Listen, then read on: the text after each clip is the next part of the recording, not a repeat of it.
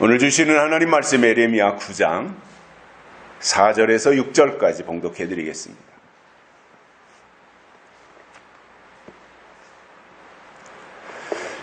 너희는 각기 이웃을 삼가며 아무 형제든지 믿지 말라.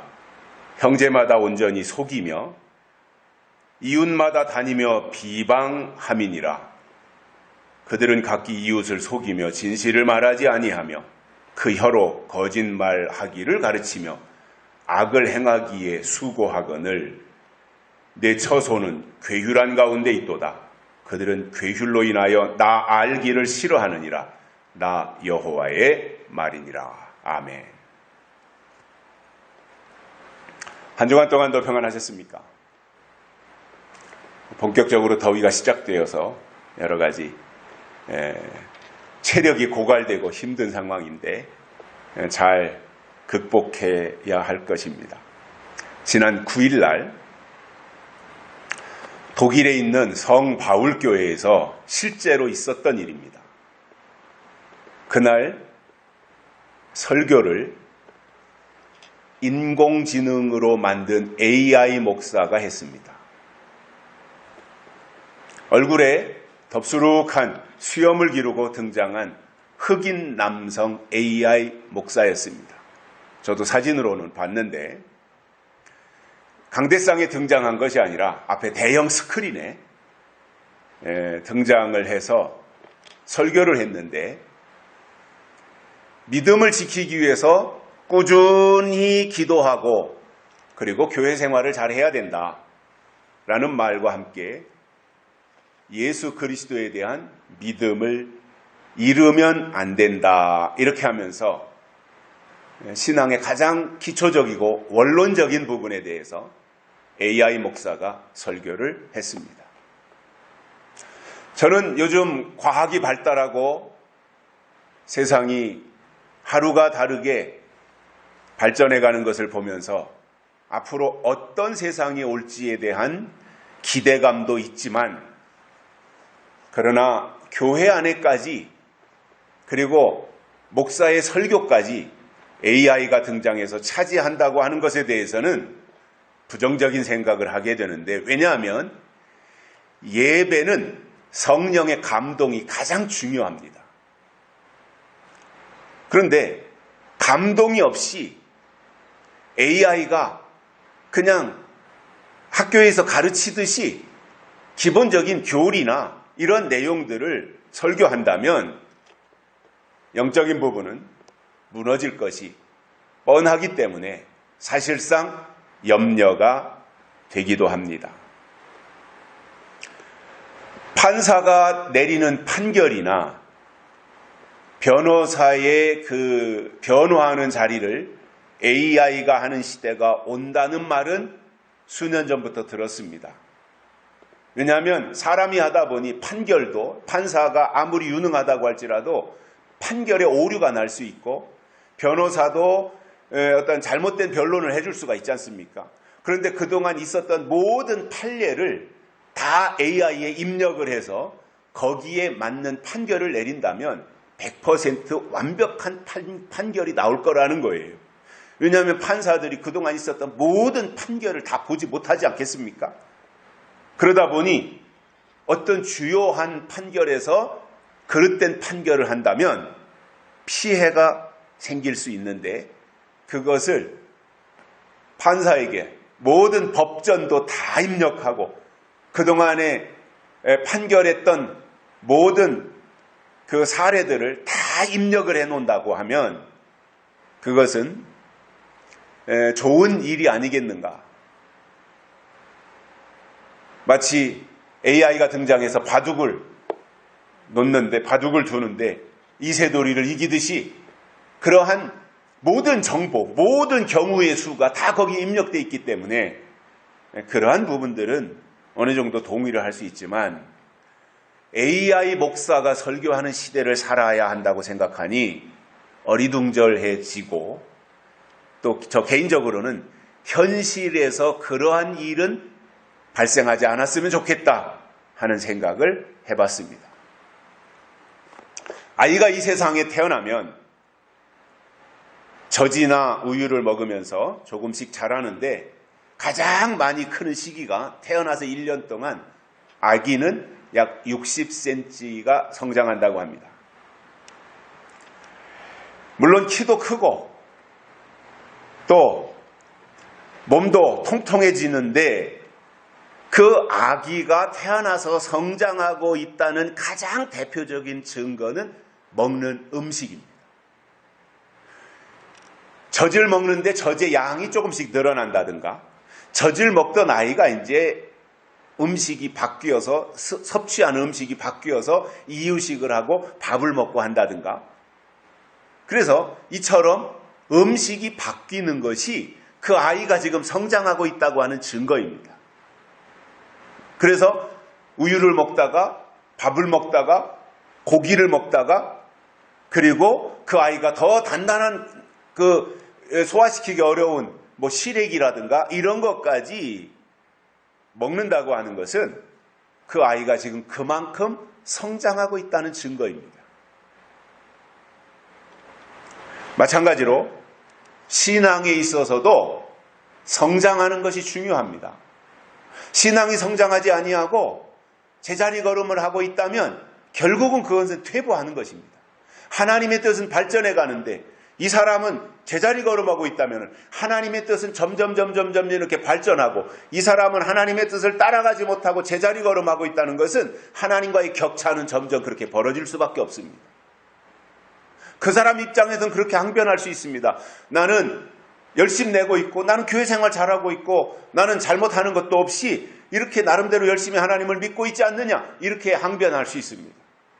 그러나 하나님이 보실 때 먹는 음식이 양이 늘지 않는다든가 또 맨날 먹던 어린아이의 음식을 여전히 지금도 10살, 20살, 30살이 됐는데도 그것만 먹고 있다고 하는 것은 하나님 보실 때 어린아이고 하나님과의 격차는 벌어질 수밖에 없다는 거예요. 그래서 신앙이 성장하고 있다고 하는 가장 확실한 증거는 먹는 음식이 바뀌어서 단단한 식물을 먹고 그것을 거뜬히 소화시키는 단계까지 가야 온전한 성장이 됐다고 말할 수 있습니다. 맨날 초등학문에만 머물러 있고 맨날 우유나 먹으려고 하고 맨날 물에다가 밥을 말아서 그냥 부드러운 음식이나 먹으려고 하고 그 자체가 어린아이라는 겁니다. 하나님이 원하시는 것은 어린아이가 아니라 장성한 사람입니다. 장성해야 사탄과 싸워서 이길 수 있기 때문에 하나님은 하나님의 뜻을 이룰 하나님의 사람들이 머물러 있는 것이 아니라 발전하고 다람쥐 쳇바퀴 돌듯이 맨날 거기만 맴도는 것이 아니라 점진적으로 성장하는 그것을 하나님이 원하고 계신 거예요.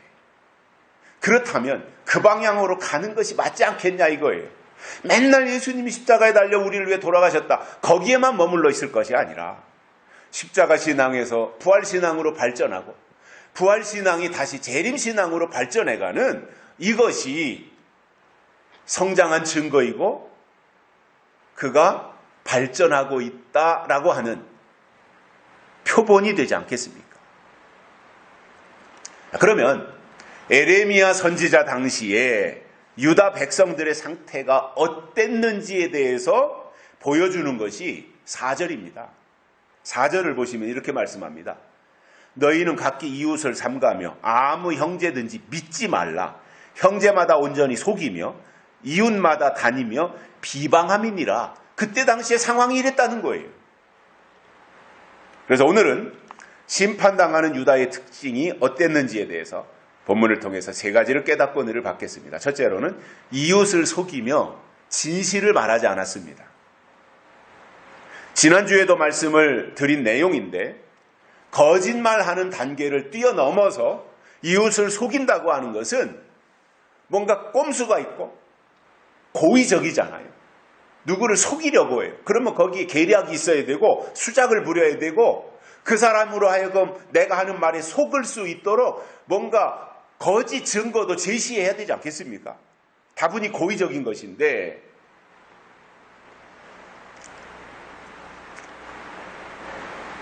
이것을 그 단계까지 가서 누군가를 고의로 속인다고 하는 것은 수습할 수 없는 단계까지 간 것입니다. 어느 날 하나님께서 아모스에게 여름 실과 한 광주리를 보이시면서 말씀하시기를, 야 아모스야, 지금 너희 땅 안에, 즉 하나님을 섬긴다고 하는 그 유다 땅 안에 궁핍한 자를 삼키며 땅의 가난한 자를 망하게 하며 거짓 저울을 가지고 사람들을 속이며 가난한 자와 궁핍한 자를 사고 팔고 있다는 말씀을 하시며 그것을 책망하셨습니다. 그 당시에 아모스 선지자가 활동했던 그 당시의 상황을 과일 한 광주리를 통해서 아모스 선지자에게 보여주시고 그것에 대해서 알려주셨고 그리고 그것을 책망하셨는데, 만약에 우리들이 살고 있는 현실 교회가 이렇게 된다면 그 결과가 어떻겠습니까? 교회가 속이는 설교를 하고 교회가 영혼을 팔기도 하고 사기도 하며 교회가 진리에 대해서 말하지 않는다면 거기는 더 이상 하나님의 교회가 아니라는 말입니다. 바울이 디모데에게 말씀하기를 이 집은 살아계신 하나님의 교회요 진리의 기둥과 터이니라 이렇게 말씀하셨습니다. 이것은 교회에 대한 말씀인데, 교회는 진리가 기둥이 되고 진리가 터가 되어야 한다는 말입니다. 다른 온갖 인간의 사상이나 인간의 잡다한 이러한 이론이 거기에 개입돼서는 안 된다는 것입니다. 교회는 진리가 기둥이 되고 진리가 그 교회의 터전이 되어야 된다, 그 말씀입니다. 다시 말하면 주님의 몸된 교회는 진리가 있을 때 교회이지, 진리가 없다면 거기는 더 이상 하나님이 보실 때 교회가 아니라는 말입니다. 그러면 진리가 중요한데, 진리라고 하는 것은 세상에서 말하는 진리도 있고 성경에서 말하는 진리도 있잖아요. 그러면 진리라고 하는 단어는 똑같아요. 우리말로 쓰면 다 똑같은 진리예요. 세상에서 말하는 나름대로 말하는 진리도 진리이고 성경이 말하는 진리도 진리예요. 그러면 차이가 도대체 뭐냐라는 거예요. 세상이 말하는 진리, 이단 사이비들이 말하는 진리, 성경이 말하는, 하나님이 말씀하는 진리, 이것의 차이가 뭐냐는 거예요. 원칙적으로 진리라고 하는 것은 변하지 않는 겁니다. 그러면 세상에도 변하지 않는 흔히 그들이 말하는 진리가 있습니다. 예를 들어서 수학이나 물리학에서 공식이 있지 않습니까? 그것은 변하지 않는 것입니다. 공식이 변한다고 하는 것은 그것은 잘못된 것입니다. 그렇기 때문에 학문 속에 진리가 있잖아요. 학문이 추구하는 진리가 있단 말입니다. 그리고 일반적으로 세상 종교가 추구하는 진리가 있습니다. 그런데 성경이 말하는 진리는 그것과는 차원이 완전히 다른 것들입니다. 포괄적인 의미에서 성경이 말하는 그 진리를 볼 때 하나님이 진리이시고 예수님이 진리이며 성경이 진리이고 성령이 진리라고 성경은 분명하게 우리에게 말씀해 주고 있습니다. 하지만 포괄적인 의미로 그렇게 설명을 드렸고 이것을 세부적으로 들어가서 좀 더 쉬운 말로 진리가 뭐냐라는 거예요. 교회가 강조하는, 교회가 추구하는 핵심 가치인 진리, 교회가 말하는, 성경이 말하는 진리가 과연 무엇이냐라는 거예요. 그것은 이겁니다. 매 시대마다 나타내시는 하나님의 뜻을 우리는 진리다 이렇게 말하는 거예요. 그래서 하나님의 뜻이 나타나기 전에는 약속으로 있는 거예요. 그것이 하나님의 뜻이 약속으로 있는 거예요. 나타나기 전에는. 그래서 약속의 말씀이라고 우리가 말할 수 있는 거예요. 그러다가 그 뜻이 나타나면 진리라고 말하는 거예요. 그래서 하나님의 뜻이 나타나기 전에는 약속의 말씀, 약속이라고 말하고 그 뜻이 나타나고 나면 그것이 진리가 되는 것입니다.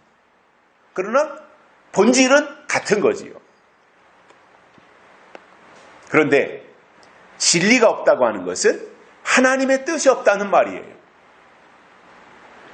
그러면 하나님의 뜻이 가장 중요한데, 진리가 가장 중요한데 거기에 하나님의 뜻이 없다면 아무리 웅장하고 화려해도 하나님이 위에서 내려다보실 때는 더 이상 거기는 교회가 아니라는 말입니다. 하나님의 뜻이 있으면 초막이든 움막이든 거기는 교회이고, 그리고 거기에 두세 사람이 주의 이름으로 모이면 하나님은 거기를 교회로 인정하시지만 아무리 화려하고 웅장하고 멋지게 치장을 잘 해놨다고 할지라도 거기에 하나님의 뜻이 선포되지 아니한다고 할 때 사람은 거기를 건물을 보고 교회라고 말할지 모르지만 하나님은 교회라고 인정하시지 않는다는 것입니다. 예수님은 마태복음 24장에서 이런 말씀을 하셨습니다. 사람의 미혹을 주의하라. 미혹자는 사람이다 그 말이잖아요. 사람의 미혹을 주의하라. 컴퓨터가 미혹하는 것도 아니고 바코드가 미혹하는 것도 아니고 베리칩이 미혹하는 것도 아니고 사람의 미혹이라고 예수님이 말씀하셨으니 미혹자는 사람이라 말입니다. 어느 날 제자들이 예수님께 조용히 나와가지고 주의 임하심과 세상 끝에는 무슨 징조가 있겠는지 물었을 때 예수님께서 대답하신 첫 마디가 사람의 미혹을 주의하라 이 말씀이셨습니다. 예수님이 말씀하신 이 의미의 중요한 미혹이라고 하는 것은 결국 미혹자는 사람이다 그 말이에요. 그래서 마지막 때 미혹하기 위해서 나오는 것이 미혹자이기 때문에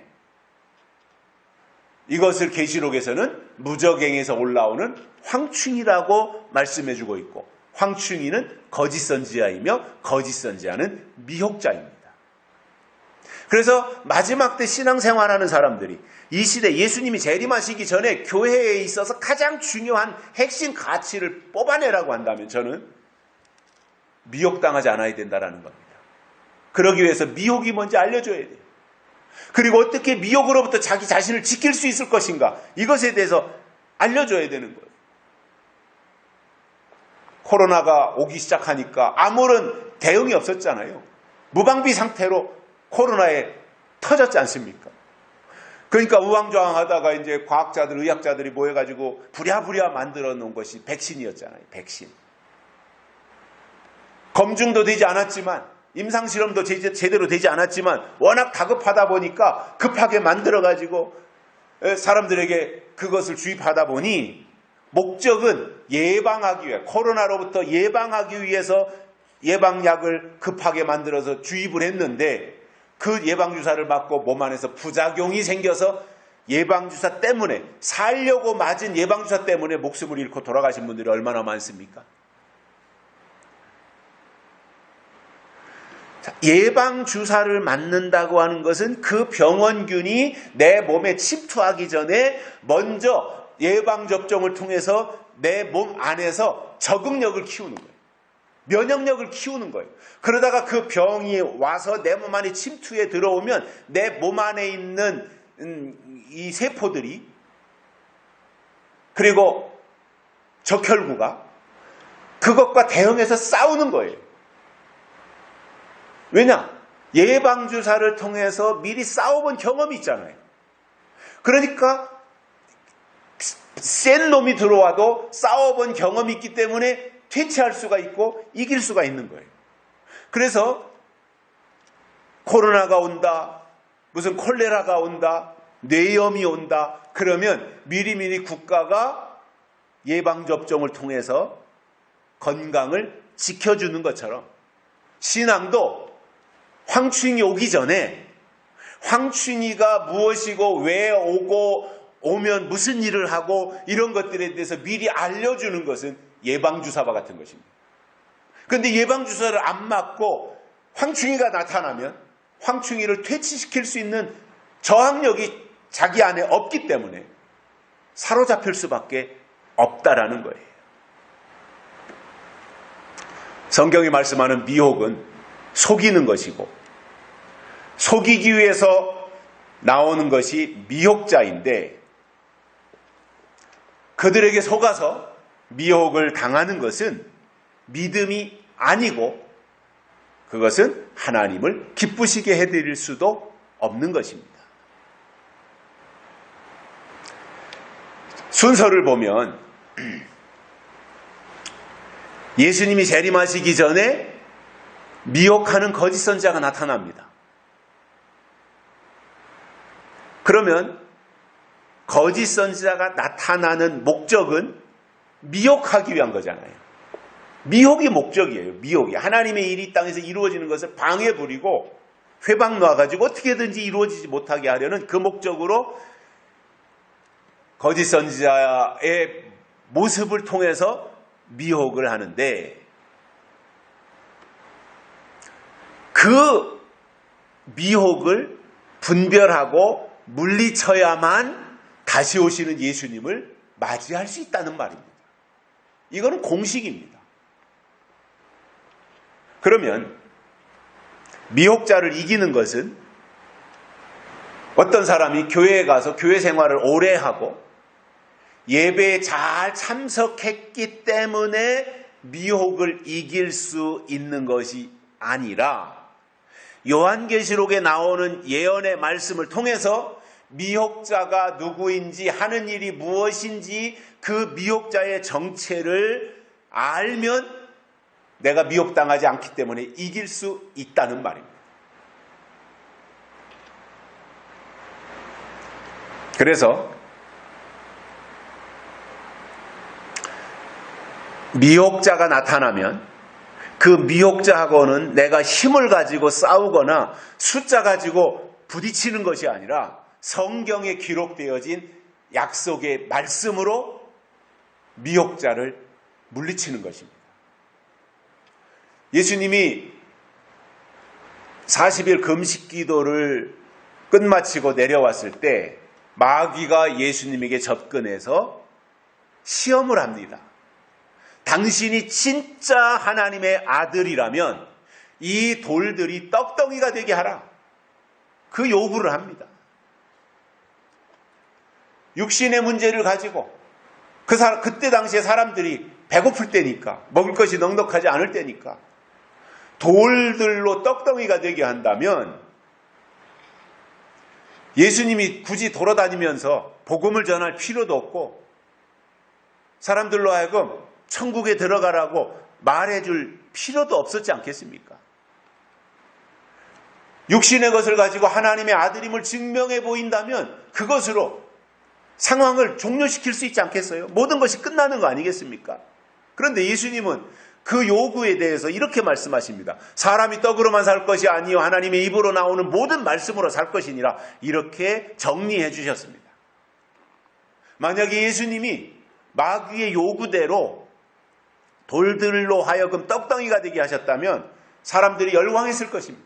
예수님을 환호했을 것입니다. 그리고 예수님을 하나님의 아들로 높이 떠받들었을 것입니다. 그러나 예수님에게는 그것이 중요한 것이 아니라 하나님의 뜻을 이루어드리는 것이 예수님에게는 중요했던 거예요. 그러면 예수님을 이 땅에 보내신 하나님의 뜻이 뭐였어요? 십자가였어요. 예수님은 사람들로 하여금 환호하게 하고 열광을 받는 것이 목적이 아니라 십자가에 달려 돌아가시는 것이 목적이었고, 그것이 예수님을 이 땅에 보내신 하나님의 뜻이었다는 말입니다. 뜻을 이루어드리는 게 중요한 것이다, 그거예요. 그래서 하나님의 사람들 속에는 하나님의 뜻이 있어야 됩니다. 하나님의 교회에는 하나님의 뜻이 있어야 됩니다. 하나님이 보실 때 가장 중요한 것이 뭐냐면 하나님의 뜻이 중요하기 때문에 그렇습니다.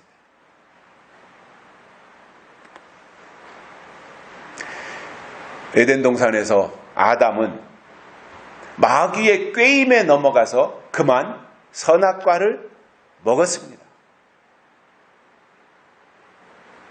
하나님의 뜻이 뭔지 몰랐던 거예요.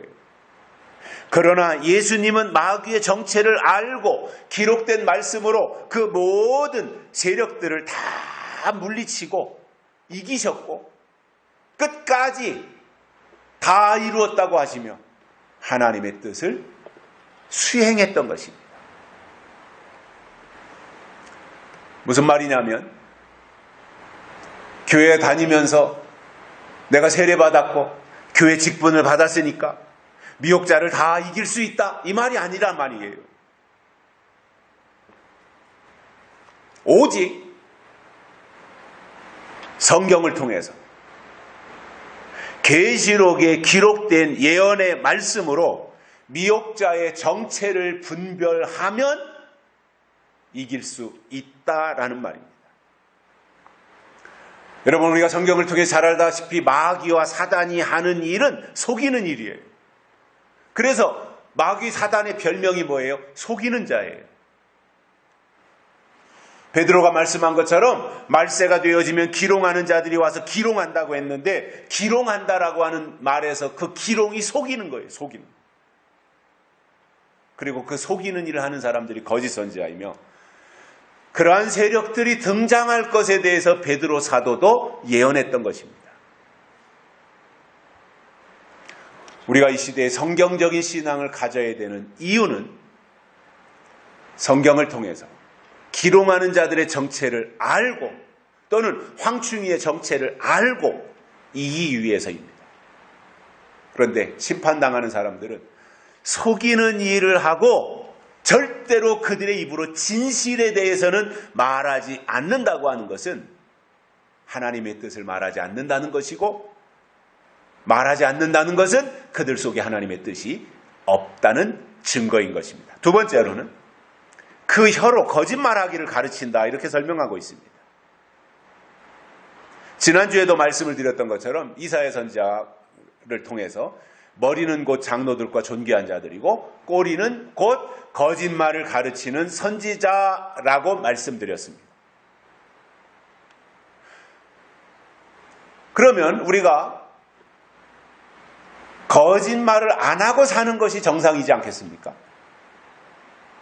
그런데 유다의 지도자들은 자신이 거짓말을 수시로 말할 뿐만 아니라 거짓말을 가르치는 일까지 한다, 이거예요.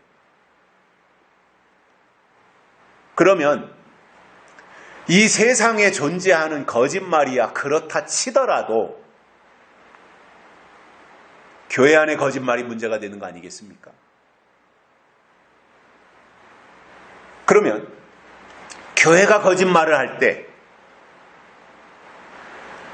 예수님이 재림하시지 않는다거나 또는 예수님은 하나님의 아들이 아니라는 말은 안 하지 않겠어요? 교회가 예수님이 하나님의 아들이 아니라고 부정한다면 그건 교회가 아닌 거지요. 교회라는 말을 거기다 붙일 이유가 없는 거지요. 그러니까 기본적으로 교회라면 예수님은 재림하셔. 예수님은 하나님의 아들이야. 예수님 우리를 위해서 십자가에 달려 돌아가셨어. 이런 가장 기본적인 것은 베이스에 깔고 말할 수밖에 없는 거예요.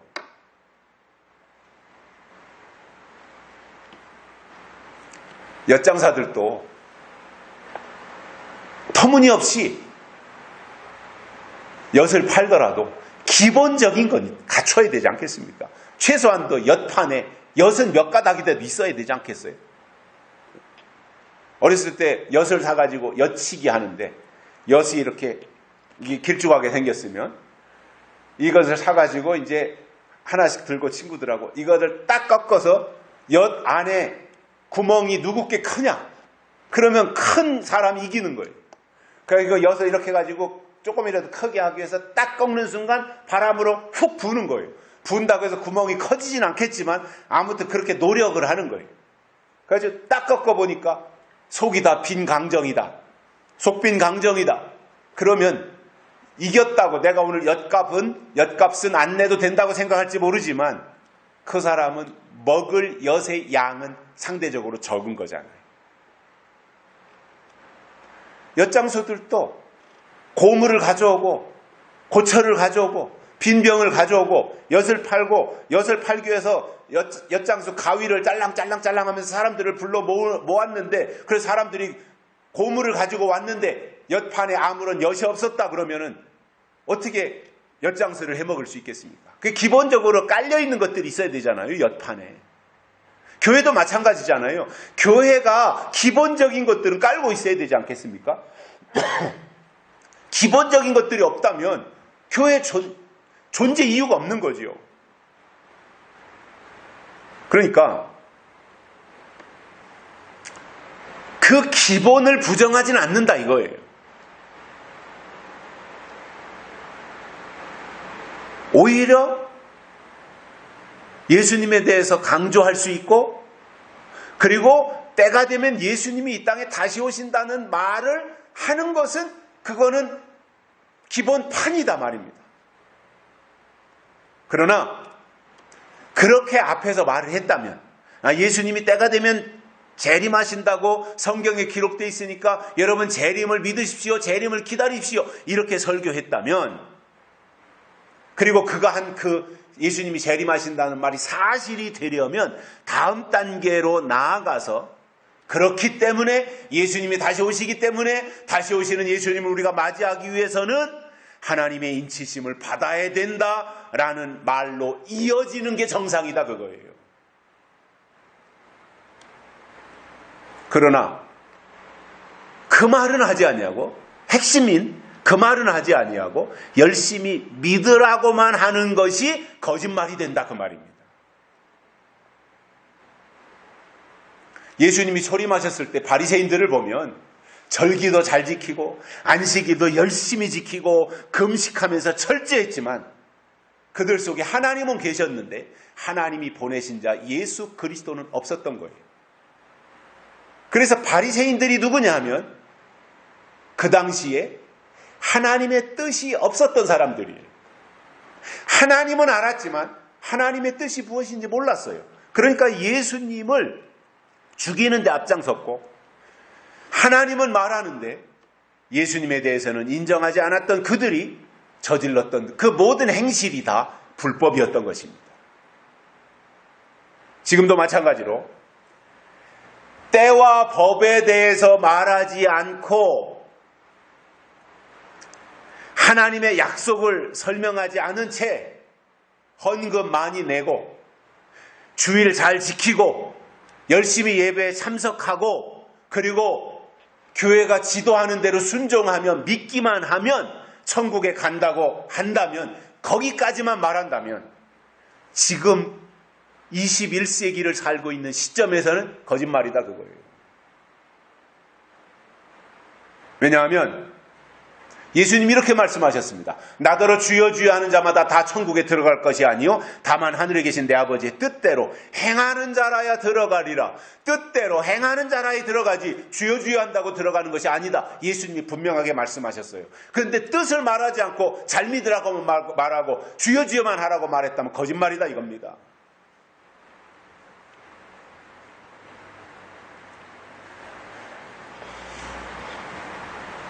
계시록 9장 3절부터 6절에 보면 황충이가 등장하는 상황이 나오는데 황충이 나오면 5개월 동안 사람을 해치기 위해서 등장하는데 황충이는 전갈과 같은 권세를 가지고 등장해서 사람을 쏘고 또 그 전갈에게 쏘이면 죽기를 구할 정도로 몸이 괴롭다라는 거예요.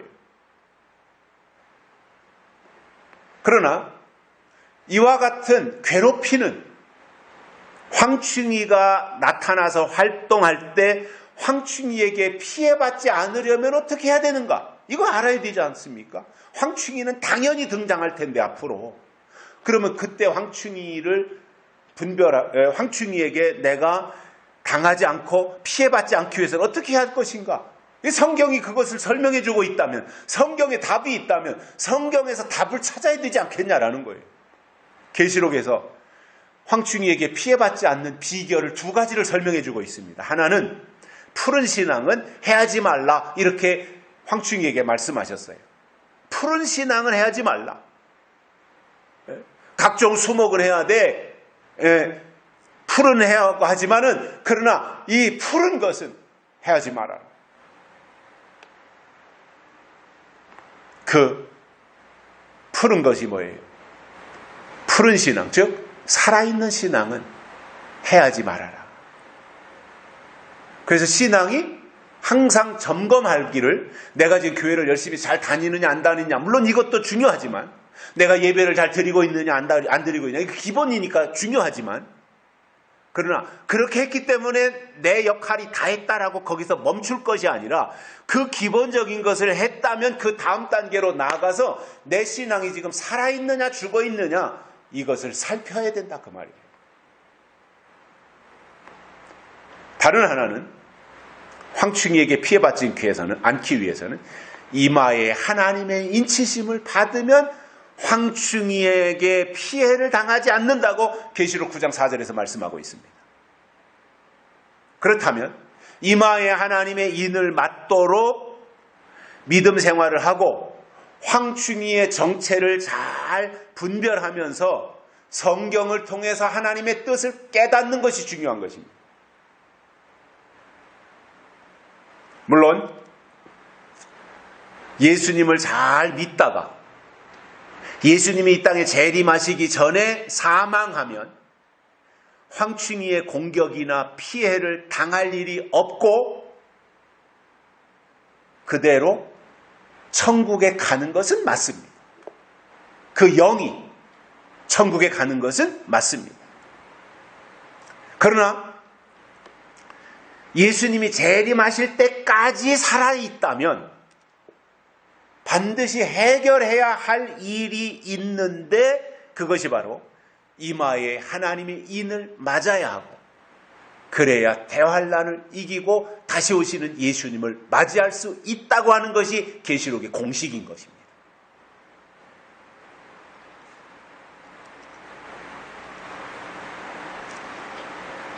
그런데도 심판당할 유다의 지도자들을 보면 절대로 대환란이 다가오고 있다라는 것을 알려주거나 대환란을 이기기 위해서 하나님의 인을 맞아야 된다고 하는 말을 하지 않습니다.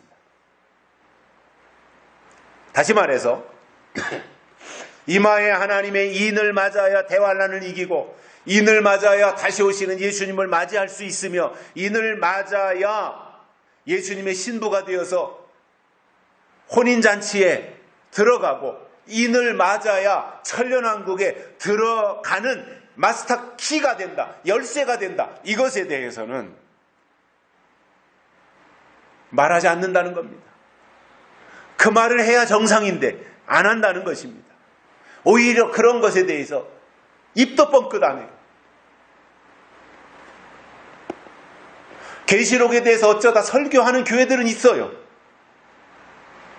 그런데 그거에 대해서 구체적으로 들어가서 어떻게 해야 다시 오시는 예수님을 맞이할 수 있는가? 주님이 땅에 다시 오시는 길과 주님을 맞이할 수 있는 믿음이 무엇인지에 대해서는 알려주지 않고 있다는 겁니다. 그럼 어떻게 맞이할 수 있습니까? 그분을. 이 땅에 예수님이 초림하실 때도 초림 예수님에 대해서 전혀 말하지 않고 성경은 기록되어 있는데 이사야서 53장에도 기록되어 있고 예수님이 이 땅에 오시기 700년 전에 선지자를 통해서 예수님이 이 땅에 초림하실 것을 다 말씀하셨는데 유대인들과 바리새인들은 날마다 성경을 보면서 그것에 대해서 믿음이 없었던 거예요. 그런데 예수님이 오실 때가 임박해서 예수님보다 6개월 먼저 나타나가지고 내 뒤에 오실 예수님을 소개한 세례 요한 있지 않습니까? 약대 털옷을 입고 광야에서 외치는 세례 요한. 그 세례 요한의 말을 가장 먼저 듣고 있었던 것이 베드로, 안드레, 야고보, 요한이에요.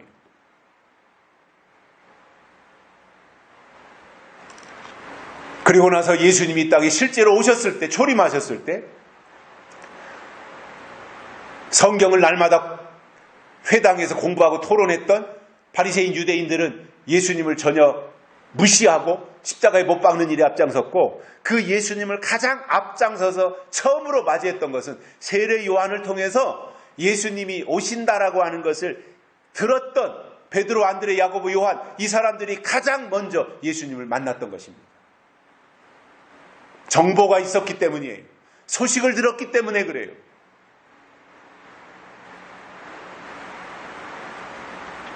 저는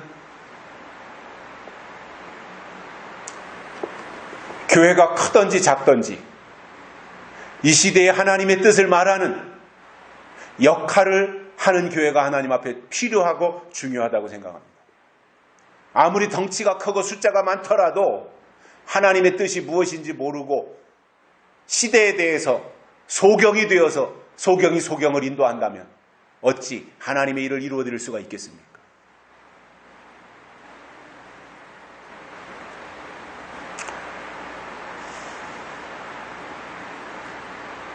그래서 때가 지난 것에 대해서만 말하고 효력을 상실한 것만 설교한다면 그것은 동화이거나 전설의 고향이거나 거짓말일 수밖에 없다는 거예요. 세 번째로는 악을 행하기에 수고한다 이렇게 말씀하고 있습니다. 정상적인 사람이라면 선한 일에 집중하든가 아니면 주변 사람들에게 조금이라도 내가 보탬이 되고 도움을 주는 그러한 행동을 해야 되는데 악을 행하기에 수고한다고 하는 것은 정상이 아니라는 말입니다. 시편 1편에 악인에 대한 설명이 나오는데 이렇게 말씀합니다. 악인은 그렇지 않으며 오직 바람에 나는 겨와 같도다.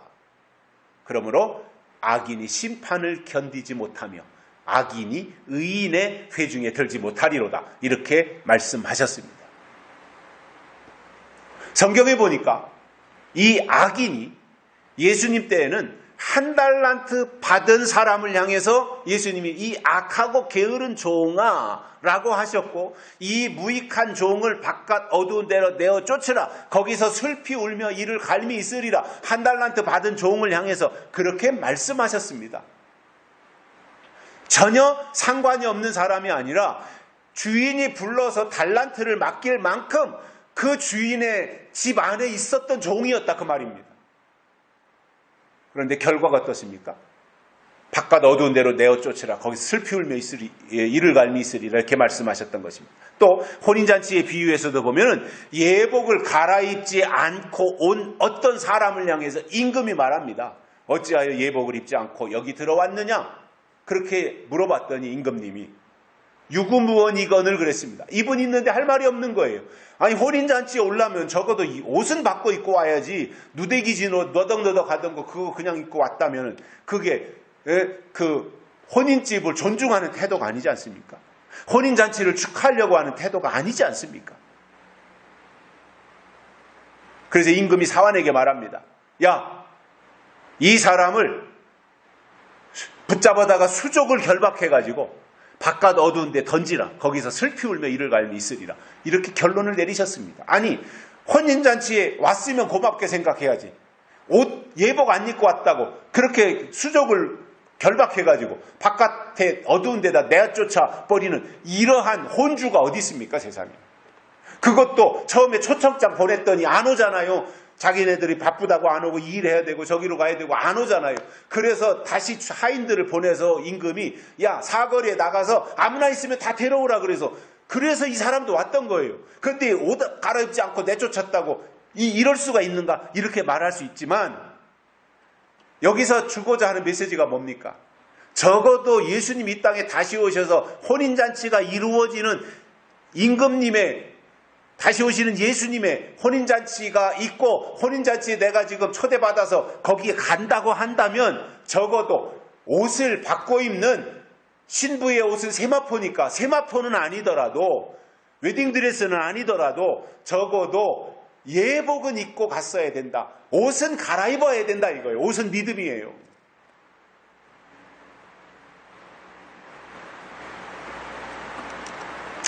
충성된 종과 악한 종에 대해서 예수님이 말씀하신 것이 마태복음 24장에 나오는데 충성된 종이 누구냐면 그 집 사람들에게 때를 따라 양식을 나눠줬고 이렇게 하는 종이 복이 있으리라고 하면서 주인의 모든 소유를 그에게 맡기리라고 했습니다. 이게 마지막 축복인 겁니다. 주인이 관리하던 모든 소유를 그 종에게 맡기는 거예요. 어떤 종이에요? 때를 따라 양식을 나누어주는 종에게 맡기시겠다 이거예요. 저는 이것이 기독교의 진짜 축복이라고 봅니다. 하나님이 하시던 모든 일을 이제 이 종에게 맡기시는 겁니다.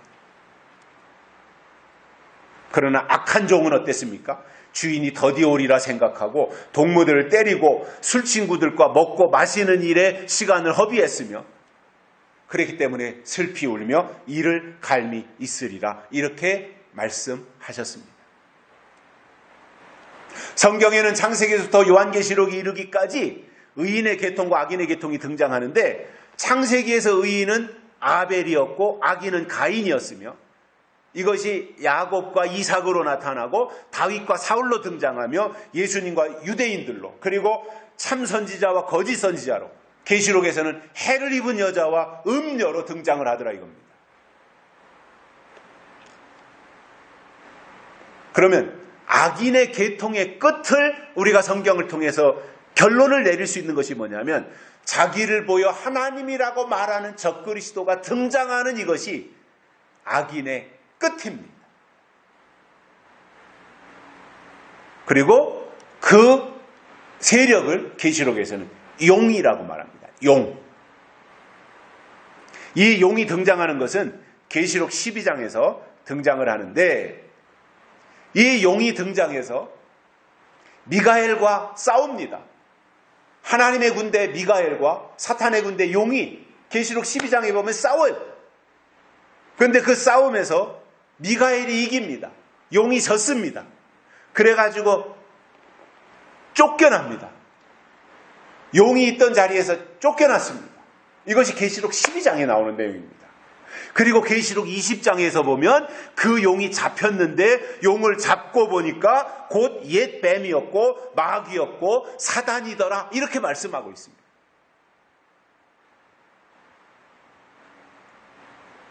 그러면 옛 뱀이고 마귀고 사단이고 용이고 미혹자이고 이 세력은 다 꿰는 자들, 미혹하는 한 몸뚱이더라 이 말입니다. 이름은 달리 나왔지만 한 몸이더라 이겁니다. 우리가 성경을 근거로 해서 영적인 신앙을 가져야 하는 이유는 그래야만 어떤 때는 뱀으로 나타나고 어떤 때는 마귀로 나타나고 어떤 때는 사탄으로 나타나고 어떤 때는 용으로 등장하고 하는 이 악인을 분별하고 이길 수 있는 대응력을 가질 수 있기 때문에 그렇습니다. 예를 들어서 뱀은 내가 분별해서 알아보는데 용을 알아보지 못한다면 어떻게 용을 이길 수 있겠습니까? 마귀는 분별해내는데 사단에 대해서는 모른다면 그것은 신앙에 문제가 생겼다는 말입니다. 예수님이 재림하실 때가 가까워질수록 악한 영들은 미혹하는 것이 목적이기 때문에 변화무쌍하게 변장해서 나타날 거예요. 뱀으로 나타났다, 용으로 나타났다, 마귀로 나타났다, 사단으로 나타났다, 황충이로 나타났다, 거짓 선지자로 나타났다, 음녀로 나타났다, 바벨론으로 나타났다 이렇게 다양한 방법으로 나타날 것이다 이거예요.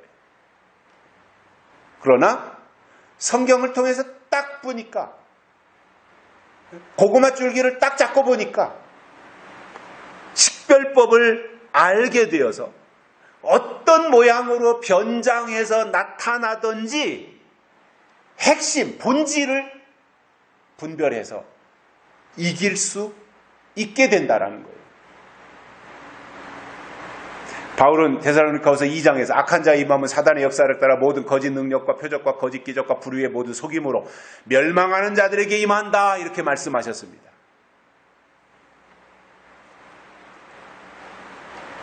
그러니 우리가 에레미야 당시에 유다, 또 선지자, 또 지도자, 이런 사람들의 영적 수준이 그 지경밖에 안 되었으니 결과가 어땠겠는가, 좋은 결과를 기대할 수 있었겠느냐 이거예요.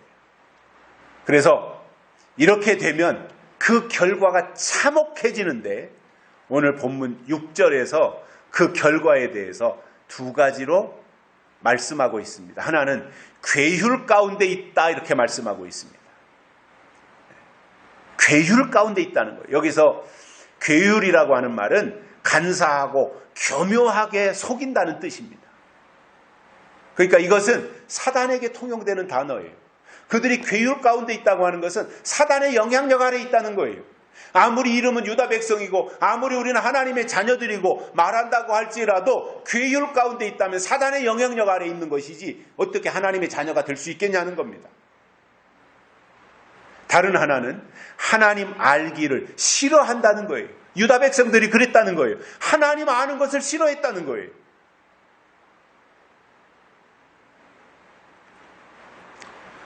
이것도 하나님을 모르는 저 이방인들이 그랬다면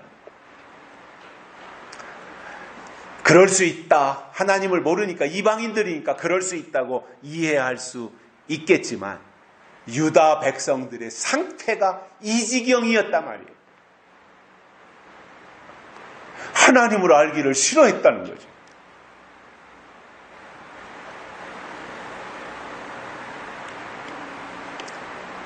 로마서에 보면 바울이 회심하고 복음의 사도가 되어서 유대인들을 바라보니까 바울의 눈에 사로잡힌 유대인들이 어떤 사람들이었냐면 머리로는 하나님을 알아요. 그리고 말로는 하나님을 말하는데 실제로는 그들의 삶 속에 하나님이 계시지 않았다고 하는 것이 바울이 로마서 1장에서 설명하는 내용입니다.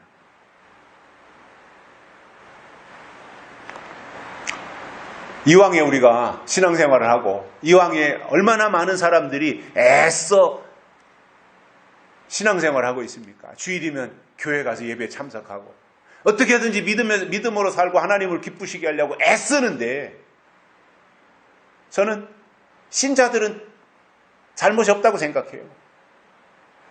그 교회를 맡고 있는 지도자들이 눈먼 소경이 되어가지고 귀먹은 벙어리가 되어가지고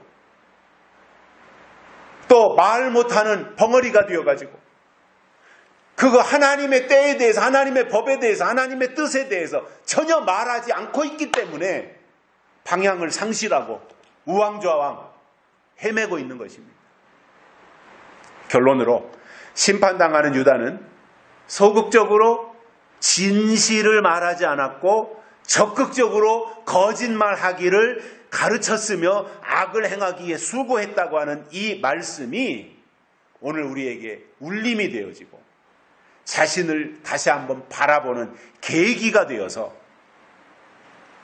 앞으로 살아가면서 하나님의 뜻을 향해서 달려가는 디딤돌이 되시기를 주의 이름으로 축복합니다. 살아계신 하나님 아버지 감사합니다. 오늘 또 우리를 불러주시고 하나님의 말씀을 듣게 해주셔서 감사를 드립니다. 오늘 주신 이 말씀 단단한 기둥에 잘 박힌 못과 같이 우리의 신비에 새겨져서 심판당하는 유다와 같이 되지 아니하고 하나님을 기쁘시게 하는 믿음의 사람들로 변화되어지도록 하나님이 우리를 이끌어 주시옵소서.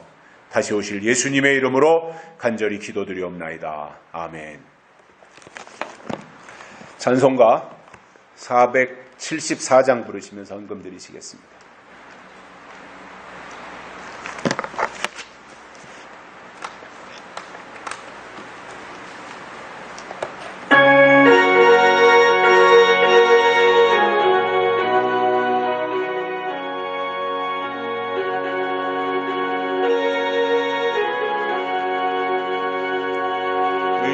세상에 근심된 일이 많고 참 평안을 몰랐구나.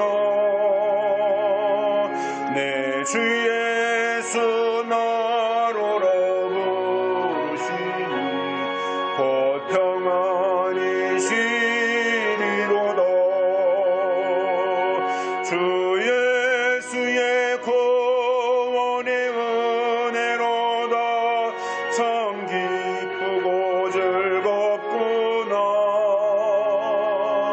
그 은혜를 영원히 누리겠네.